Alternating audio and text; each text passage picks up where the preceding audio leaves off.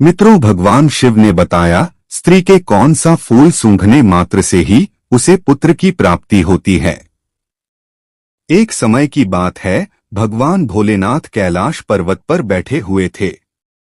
तभी माता पार्वती आकर उन्हीं के समीप में बैठ जाती हैं। तभी माता पार्वती कहती हैं, हे स्वामी, आज मैं जब आकाश लोक पर भ्रमण कर रही थी, तभी मैं पृथ्वी लोक पर एक बहुत ही अद्भुत दृश्य देखी हूँ। उसे देखकर मेरे हृदय में ममता की मोह उमड़ पड़ी। मित्रों, तभी भगवान भोलेनाथ कहते हैं, हे देवी, आज आपने पृथ्वी लोक पर कौन सा दृश्य देख लिया है जिससे आप इतना विचलित हो रही हो। तभी माता पार्वती कहती हैं, हे प्रभु, एक गांव में आपका बहुत ही सुंदर मंदिर है। मैंने उस मंदिर पर आते हुए बहुत से लोगों को देखा है कि कुछ लोगों के पास 4-4 पुत्रियां हैं और कुछ लोगों के पास में 4-4 पुत्र हैं।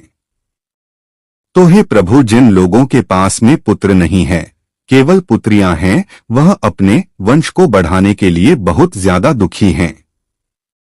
ऐसे माता पिता एक पुत्र की प्राप्ति के लिए पता नहीं कहाँ भटकते हैं, क्या क्या पूजा पाठ करते हैं, फिर भी उनकी सूनी गोद नहीं भरती। आखिरकार ऐसे माता पिता को, जिनकी गोद एक पुत्र के बिना सुनी है, ऐसे माता पिता की गोद कैसे भर सकती है और किस प्रकार से उन्हें पुत्र की प्राप्ति हो सकती है।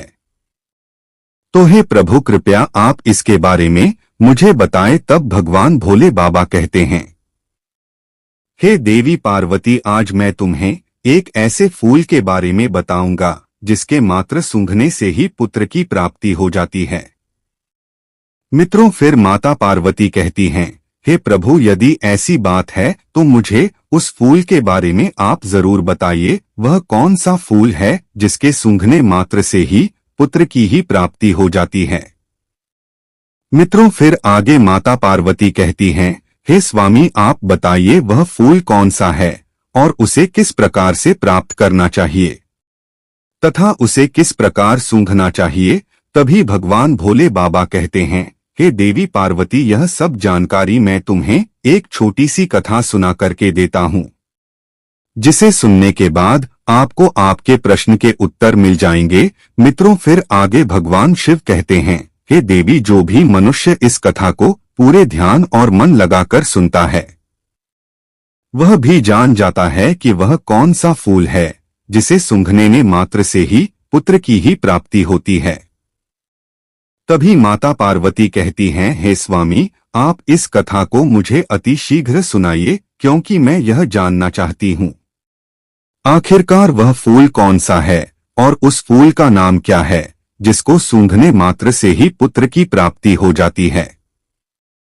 क्योंकि प्रभु, एक नगर में एक सेठ की पुत्री है जो हमारी बहुत बड़ी भक्त है। वह हमारी तथा आपकी पूजा पाठ हर सोमवार को करती है तथा वह हर सोमवार व्रत भी रहा करती है और अभी तक उसकी शादी नहीं हुई है।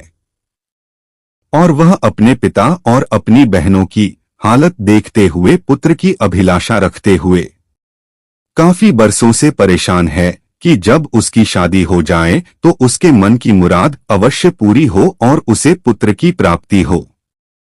तो इसलिए प्रभु, यदि मुझे मालूम पड़ जाएगा कि फूल के सूंघने मात्र से ही पुत्र की प्राप्ति हो जाती है, तो मैं उसके पास में जाकर के अपनी उस भक्त को यानी उस सेठ की पुत्री को यह बात जरूर बताऊंगी, जिससे उसे पुत्र प्राप्ति की मुराद पूरी हो सके।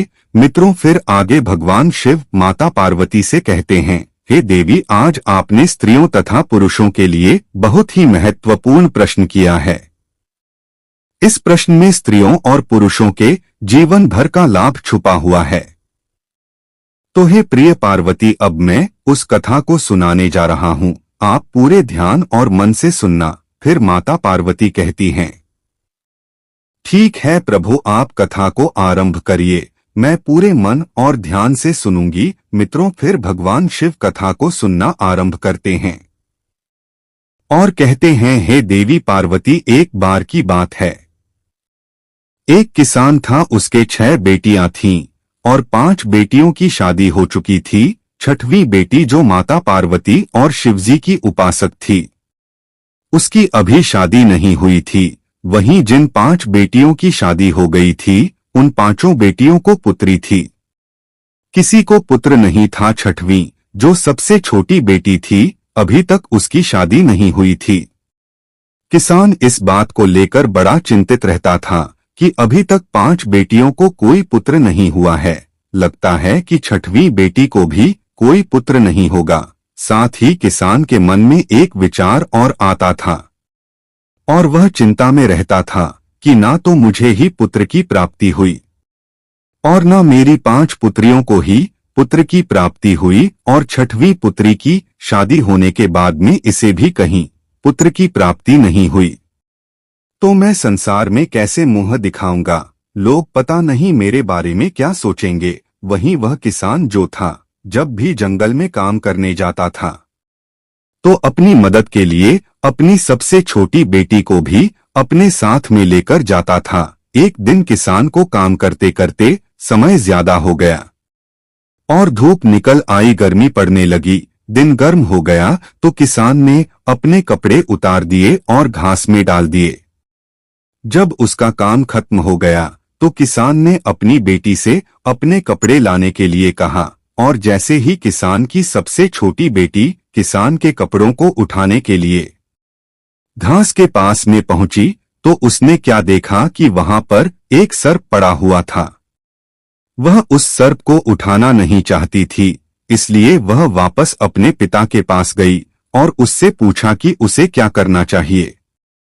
वहीं किसान ने अपनी बेटी की बात सुनकर कि अपनी बेटी से कहा कि वह उस सर्प से ना डरे और इस सर्प को एक तरफ फेंक दे, और अपने पिता यानी उस किसान के कपड़े ला करके उसे दे दें।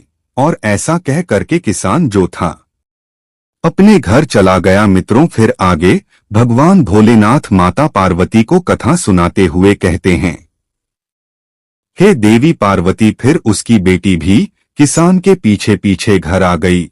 अगले दिन बेटी को फिर से जंगल में जाना था। उसने कहा, पिताजी आप परेशान ना होइए, आप सर्प को दूर फेंकने के लिए कहते हैं, परंतु यदि मैं सर्प को फेंक दूंगी तो उसे चोट लग जाएगी। किसान की लड़की मन ही मन में उस सर्प की मदद करना चाहती थी। वही अपनी छोटी बेटी की बात को सुनकर के किसान ने कहा, मुझे मेरे कपड़े लाकर दो, आगे तुम्हें उस सर्प के साथ में कैसा व्यवहार करना है यह तुम जानो। इस प्रकार किसान की बात सुनकर के किसान की छोटी बेटी उस सर्प के पास गई और फिर जंगल में उसे वह सर्प मिल गया। लेकिन उसने उस सर्प से कहा, हे मेरे प्यारे छोटे भाई, क्या तुम लेटने के लिए मुलायम जगह चाहोगे? वहीं सर्प ने किसान की पुत्री की ओर उज्ज्वल और मैत्रीपूर्ण आंखों से देखा, मानो वह कुछ कहना चाहता हो। इसीलिए किसान की लड़की ने उस जहरीले सर्प के भाव को समझकर कुछ खरपतवार इकट्ठा की और उस सर्प के लिए एक अच्छी सी नरम जगह बना दी, और फिर उस नाग से कहा, तुम इस नरम जगह में लेट जाओ। फिर जैसे ही किसान की लड़की ने उस सर्प को उस जगह पर लेटाया तो वह सर्प किसान की लड़की से कहने लगा और उससे पूछा, क्या तुम मेरी सेवा में आना चाहोगी? मैं जानता हूँ तुम्हारे पिता बहुत ही गरीब हैं और वह मुझे दूर फेंकवाना चाहते थे क्योंकि उन्हें उनके कपड़े मिल सके, जबकि मैं गर्मी में बहुत परेशान हो रहा था। इसलिए तुम्हारे पिता के कपड़ों में बैठ गया। तुम बहुत अच्छी लड़की हो, मैं तुम्हें पसंद करता हूँ। तुम केवल बस हर दिन लगभग कुछ घंटे मुझे अपने साथ घुमाने के लिए ले चला करो। इसके लिए मैं तुम्हें रोजाना बहुत सारा धन दूंगा, मजदूरी और खाना पना भी दूंगा। यदि तुम 3 बरस तक ऐसा करो तो मैं श्राप से छुटकारा पा लूंगा, क्योंकि मैं एक जादुई राजकुमार हूँ। और फिर राजकुमार बनते ही, अर्थात अपने असली रूप में आते ही, मैं तुम्हारे साथ में विवाह भी कर लूंगा। मित्रों, फिर आगे भगवान शिव कहते हैं, हे देवी। वहीं उस सर्प की बात को सुनकर के वह लड़की तैयार हो गई। लड़की ने कहा, मैं आपकी सेवा करने के लिए तैयार हूँ, आप जैसा कह रहे हैं मैं वैसा ही करूंगी। तो सर्प ने कहा, फिर कल इसी समय पर तुम आ जाना। और फिर वह लड़की वापस आने का वचन देकर अपने पिता के कपड़े लेकर के घर वापस आ गई और वहीं रात को खाना खाने के बाद वह सो गई और फिर जब सुबह को उठी तो उसने अपने पिता किसान से कहा, पिताजी आपके कपड़े मैंने लाकर आपको दे दिए। अब तक मैंने अपनी और आपकी गरीबी देखी है। मैं काफी समय तक घर पर रह चुकी हूँ। अब मैं दुनिया में अपनी किस्मत आजमाने जा रही हूँ। आप मुझे जाने की अनुमति देने की कृपा करें। मित्रों, उधर वह किसान अपनी लड़की को कहीं भी जाने की अनुमति देना नहीं चाहता था, क्योंकि वह लड़की सर्प को वचन देकर के आई थी। इसलिए उसने अपने पिता से कहा, चाहे उसे भीख ही क्यों न मांगनी पड़े, मगर अब मैं भाग्य को बदल कर ही रहूंगी। और ऐसा कह करके किसान की लड़की जो थी जंगल में चली गई। वह जंगल में गई और जल्दी ही उसे वही सर्प मिल गया। फिर वह उसके आने से बहुत ही प्रसन्न हुआ और नाग ने उससे कहा, अब तुम आ गई हो तो मुझे थोड़ा इधर उधर घुमाने के लिए ले चलो। फिर किसान की लड़की ने वैसा ही किया। फिर किसान लड़की उस सर्प को अपने पीछे पीछे घूमने के लिए लेकर चल दी। मित्रों, फिर आगे भगवान शिव माता पार्वती से कहते हैं, हे देवी, जब शाम में घुमाते घुमाते पहले ही दिन का समय समाप्त हुआ तो उस जंगल में एक शानदार महल अचानक प्रकट हो गया। उस महल में एक बड़ा सा कमरा था जिसमें एक बड़ी मेज थी जो खाने पीने की चीजों से सजी हुई थी, जो उस लड़की अपने पूरे जीवन काल में कभी नहीं देखी थी। फिर तो किसान की लड़की ने भरपेट खाना खाया और फिर बिस्तर पर चली गई और फिर रोजाना हर दिन वह 1-2 घंटे के लिए उस नाग को अपने साथ रखती थी और फिर महल में जाती थी जहां उसके लिए सब कुछ तैयार किया जाता था और जहां उसके लिए शानदार व्यवस्था की जाती थी। मित्रों, फिर आगे भगवान शिव माता पार्वती को कथा सुनाते हुए कहते हैं, हे देवी, इस प्रकार धीरे धीरे 1 वर्ष बीत जाने के बाद में किसान की लड़की ने उस नाग से अपने पिता से मिलने की अनुमति मांगी। तो नाग ने कहा, तुम्हारी इच्छा अपने पिताजी से मिलने की है तो जाओ मिलाओ और अगले दिन वापस लौट आना। और फिर सर्प इस शर्त पर सहमत हुआ कि वह तुरंत लौट आएगी। इस प्रकार किसान की लड़की ने अपने पिता और अपने बहनों के लिए सोना और अन्य कीमती चीजें ले लीं और अपने घर चली आई। जब वह अपने खजाने के साथ में अपने पिता के पास पहुंची तो उसके पिता और उसकी बहन जानना चाहती थीं कि यह सारा सामान उसे कहां से मिला है और इसका मालिक कौन है, लेकिन उस लड़की ने उन्हें कुछ भी नहीं बताया, क्योंकि उस सर्प ने उसे ऐसा करने से मना कर दिया था। यहाँ तक कि किसान और उसकी 5 बेटियों ने उसको बहुत ज्यादा मारा पीटा, लेकिन उसने कुछ भी नहीं कहा। और वहीं अगले दिन वह लड़की उस सर्प के पास वापस जंगल में चली गई और फिर उस सर्प को हर दिन 1 या 2 घंटे तक घुमाने ले जाती रही। इस प्रकार दूसरे वर्ष के अंत में एक बार फिर वह अपने पिता और अपनी बहनों से मिलने गई और इसी प्रकार तीसरे वर्ष के अंत में भी मिलने गई। वहीं जब किसान की लड़की तीसरी बार सर्प को छोड़ करके अपने पिता और अपनी बहनों से मिलने के लिए गई तो जाने से पहले सर्प ने कहा था कि आज तुम तुरंत लौट कर आना, कल तक नहीं रुकना। और इस प्रकार वह लड़की आने का वचन देकर के उस सर्प को छोड़ करके चली गई। उधर जब वह लड़की अपने पिता के पास पहुंची तो उसके पिता और उसकी बहनों ने इस बात पर जोर दिया कि जो धन वह अपने साथ लेकर आती है, सोना चांदी आदि, उसका असली मालिक कौन है और वह किसके यहाँ पर काम करती है। वहीं उस लड़की ने अपने पिता और अपनी बहन को कुछ भी नहीं बताया तो किसान ने उसे घर से बाहर जाने देने से इनकार कर दिया। वहीं किसान की बेटी ने किसी तरह से अपने आप को बाहर जाने का रास्ता निकाल लिया।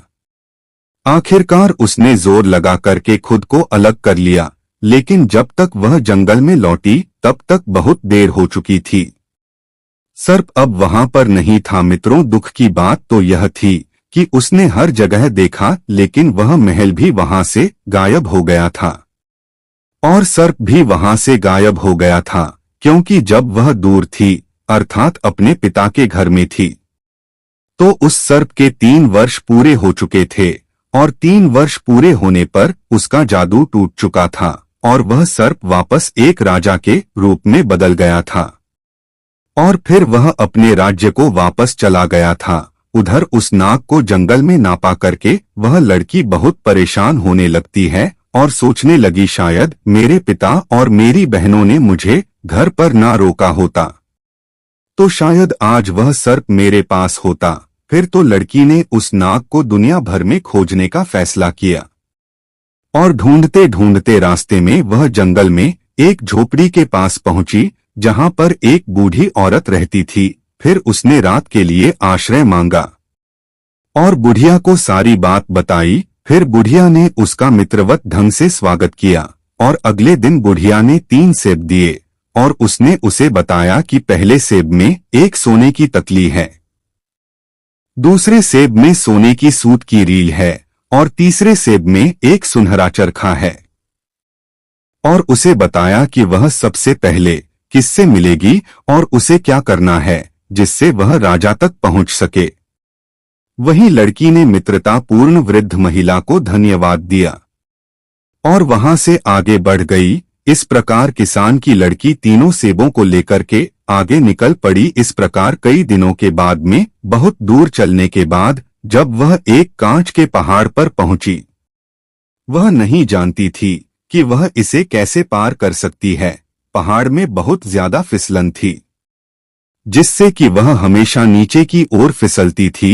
अंत में उसे कुछ ही दूरी पर एक लोहार दिखाई दिया। वह उसके पास में गई और उसने अपने हाथों और घुटनों में घोड़े की नाल बांध ली और पहाड़ पर चढ़ गई। इस प्रकार पहाड़ को पार करने के बाद में उसे एक महान नगर दिखाई दिया। वहां पर वह राजा रहता था। मित्रों, यह वही सर्प था जिसे वह प्रतिदिन इधर इधर से उधर ले जाती थी। इधर वह राजा जो था पहले से ही शादीशुदा था। उसकी एक खूबसूरत पत्नी थी। ज्यादा समय हो जाने की वजह से वह सर्प जब राजा में बदल गया तो उस किसान की लड़की को भूल गया। इधर सर्प से बने राजा को कोई संतान नहीं थी, मगर उसकी जो रानी थी वह अपने राजा की सारी संपत्ति अपने परिवार वालों को दिलवाना चाहती थी, क्योंकि उसे राजा से ज्यादा अपने घर परिवार में ज्यादा मोह था। उधर राजा भी पुत्र के ना होने से बहुत ज्यादा चिंतित था। मित्रों, फिर आगे भगवान शिव माता पार्वती से कहते हैं, हे देवी, एक दाई भेष बदल करके महान के अंदर चली गई और रानी से काम करने की गुहार लगाने लगे। वहीं रानी ने यह सोच करके काम दे दिया कि यह सूत काटने वाली है और रोजाना महल में रह करके मखमल जैसे हमारे महल में रखे हुए सोफा के सूद काट दिया करेगी।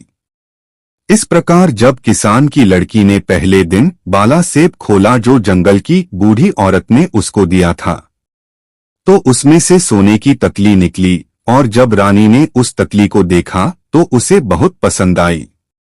फिर रानी ने किसान की लड़की से कहा कि मैं इसे खरीदना चाहती हूं, तो किसान की लड़की ने रानी से कहा, नहीं नहीं, यह बिक्री के लिए नहीं है, लेकिन अगर आप मुझे एक रात के लिए राजा के साथ सोने दोगी तो यह तकली मैं आपको दे दूंगी।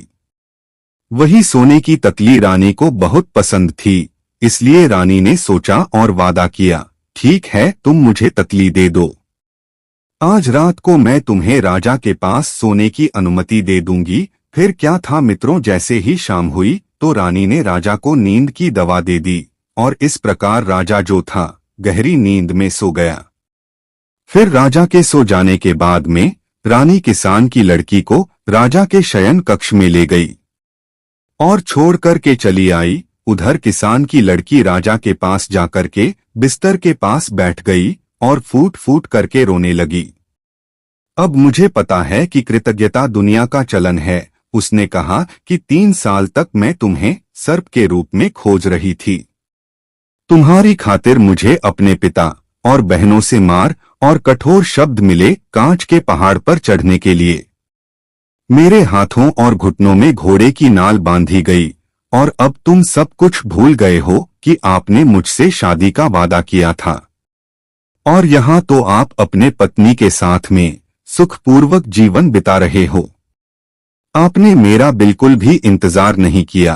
राजा नींद में था क्योंकि रानी ने उसको नींद की दवा खिला दी थी ताकि वह उस किसान की लड़की से बात नहीं कर सके। इस प्रकार से किसान की लड़की अपनी बात बोलती रही, मगर राजा सोता रहा और उसको कोई जवाब नहीं दिया। किसान की लड़की यही सोचती रही कि राजा मेरी बात को सुन रहा है, लेकिन कोई जवाब नहीं दे रहा। और इस प्रकार राजा से बात करते करते सुबह हो गई और फिर रानी आई और फिर किसान की लड़की को राजा के शयन कक्ष से बाहर ले गई।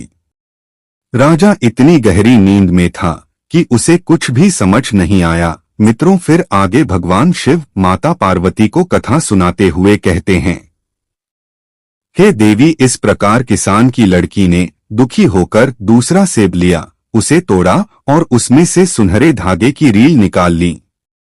फिर जब रानी ने उस रील को देखा तो उसने उसकी बहुत प्रशंसा की और लड़की से उसे बेचने के लिए कहा। वहीं किसान की लड़की ने रानी से फिर कहा वह एक बार फिर राजा से उसकी मुलाकात शाम को करवा दे तो वह उसको सुनहरे धागे की रील दे देगी। वहीं रानी ने वचन दिया और सब कुछ पहली रात की तरह ही हुआ। राजा नींद की दवा खाने की वजह से गहरी नींद में सो रहा था क्योंकि रानी ने दूसरी रात भी राजा को नींद की दवा खिला दी थी और उस दवा से इतनी गहरी नींद राजा को आई कि कोई भी रोना धोना या शिकायत राजा को जगा नहीं सकती थी। हालांकि राजा के एक सेवक ने रानी को राजा के शयन कक्ष में चरखा लाते हुए देखा था और इसीलिए वह राजा का जो सेवक था वह राजा के शयन कक्ष के बाहर चुपचाप खड़ा हो गया और उसने रेशम काटने वाली की सारी बात सुनी और फिर अगले दिन उसने राजा को सब कुछ बताया जो उसने देखा और सुना था।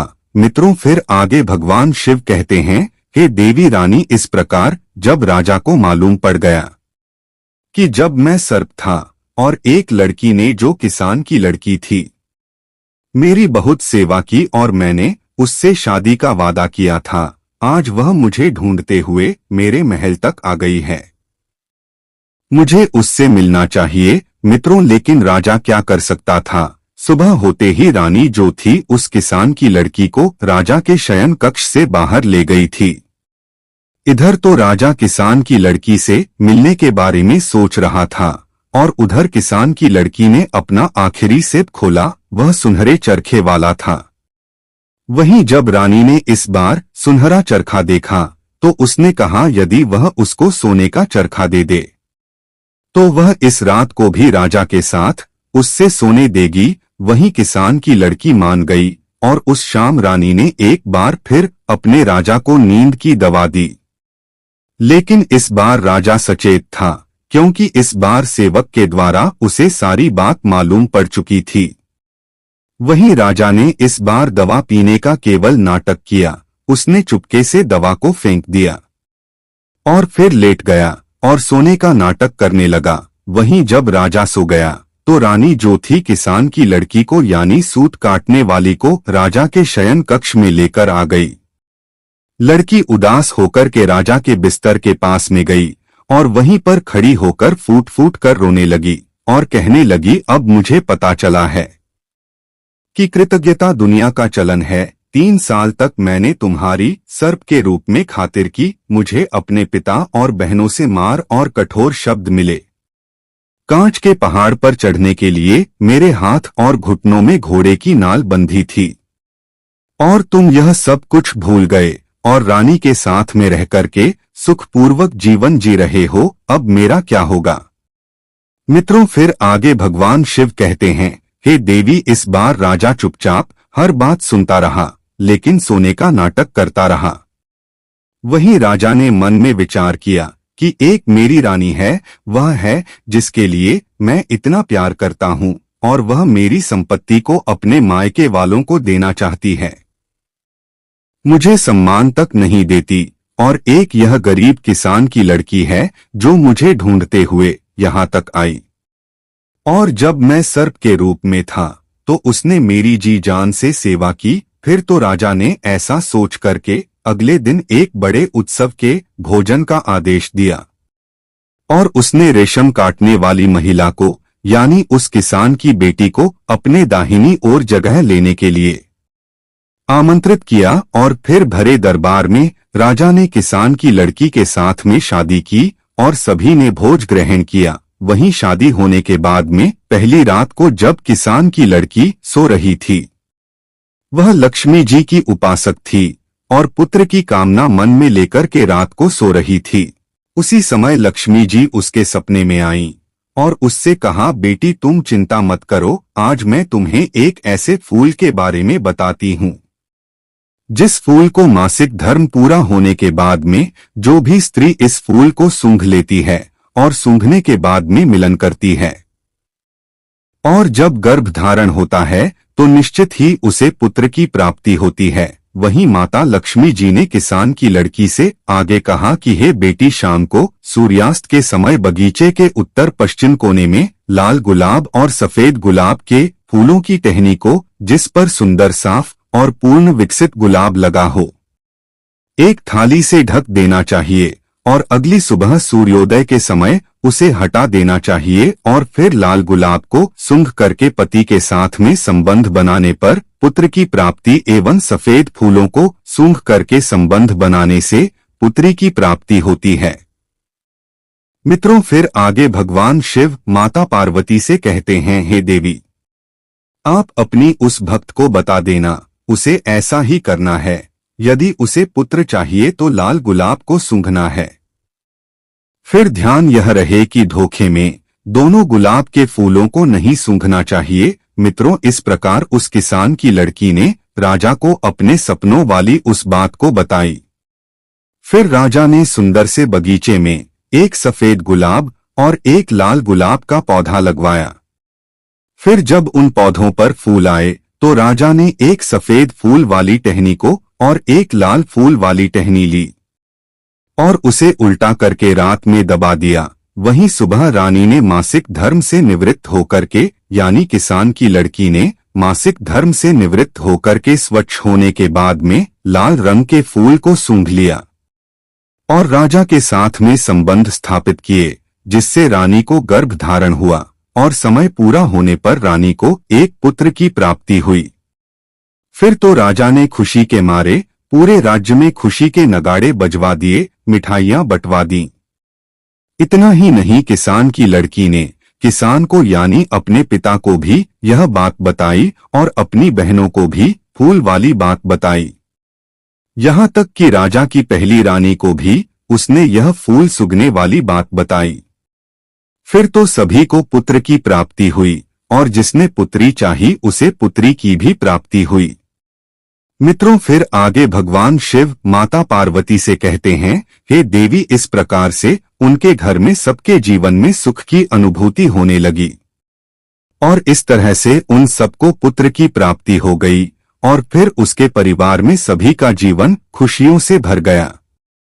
दोस्तों, अगर यह कहानी आप लोगों को पसंद आई हो तो कमेंट बॉक्स में हर हर महादेव लिख करके, वीडियो को लाइक करके, चैनल को सब्सक्राइब करके बेल आइकन ऑल पर प्रेस कर लीजिए, जिससे आप सभी लोगों को प्राचीन कथाएं और कहानियां सबसे पहले प्राप्त हो सके। मित्रों, वीडियो को पूरा देखने के लिए आप सभी लोगों का धन्यवाद। प्रिय मित्रों, फिर मिलेंगे एक नई ज्ञानवर्धक चर्चा के साथ। तब तक के लिए राधे राधे, जय श्री कृष्णा।